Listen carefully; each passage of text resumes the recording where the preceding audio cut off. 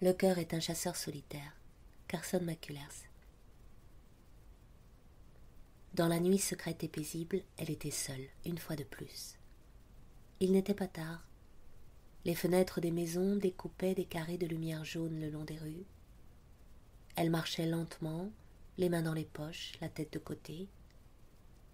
Pendant longtemps, elle marcha sans se soucier de la direction. Bientôt, les habitations s'espacèrent, s'entourèrent de jardins plantés de grands arbres et de buissons noirs. Elle s'aperçut alors qu'elle était près de la maison où elle était venue si souvent l'été dernier. Ses pieds l'avaient menée là, à son insu. Elle s'assura que personne ne la voyait et entra dans la cour. La radio marchait, comme d'habitude. Pendant une seconde, elle resta devant la fenêtre, observant les gens qui se trouvaient à l'intérieur. L'homme chauve et la dame à cheveux blancs, assis à une table, jouaient aux cartes. Mick s'assit par terre. C'était un bel endroit, un endroit secret. Des cèdres épais la cachaient complètement. La radio ne valait rien ce soir. Quelqu'un chantait des chansons populaires qui finissaient toutes de la même façon. Elle se sentait vide. Elle fouilla dans ses poches. Elles contenaient des raisins secs, un rang de perles, une cigarette et des allumettes. Elle alluma la cigarette et mit ses bras autour de ses genoux. Elle se sentait vide, comme s'il n'y avait plus en elle ni un sentiment, ni une pensée. Les programmes se succédaient, ne valaient rien. Elle les écoutait à peine.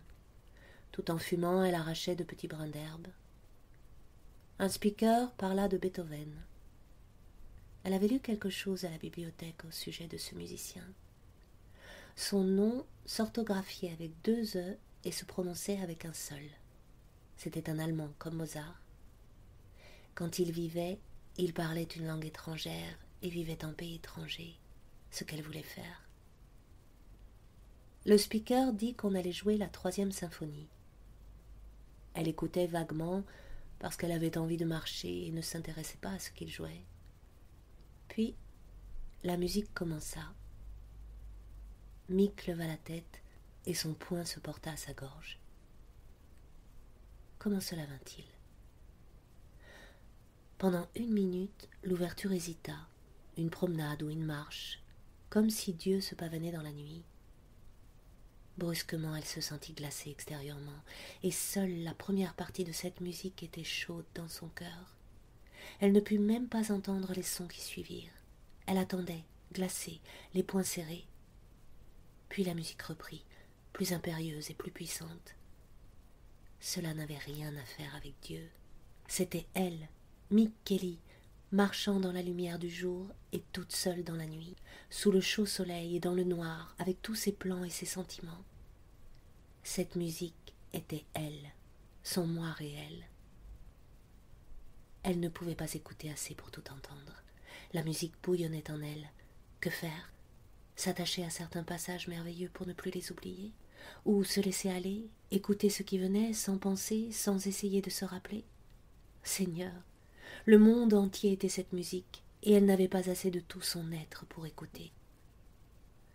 Puis enfin, le thème d'ouverture fut repris par tous les instruments, donnant ensemble la même note, comme un point dur, crispé, qui lui martelait le cœur. Et la première partie s'acheva. Cette musique ne durait pas un temps long ou court. Elle n'avait rien à faire avec le temps. Les bras fortement serrés autour de ses jambes, elle mordait son genou salé. Avait-elle écouté pendant 5 minutes ou la moitié de la nuit ? La deuxième partie avait une couleur noire, une marche lente, pas triste, mais comme si le monde entier était mort et noir, et qu'il fût inutile de se rappeler ce qu'il avait été. Un instrument joua une mélodie triste, argentine, puis la musique s'éleva, furieuse, véhémente, et finalement, de nouveau la marche funèbre. Mais peut-être ce qu'elle préféra, ce fut la dernière partie de la symphonie.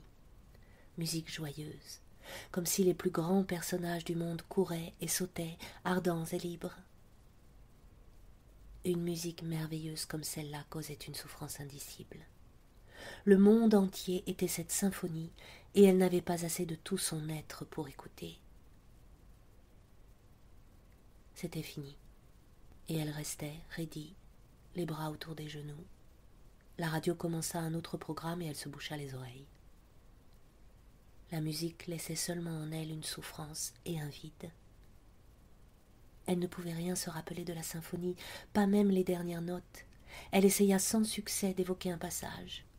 Maintenant que c'était fini, il n'y avait plus que son cœur qui battait follement et cette terrible souffrance.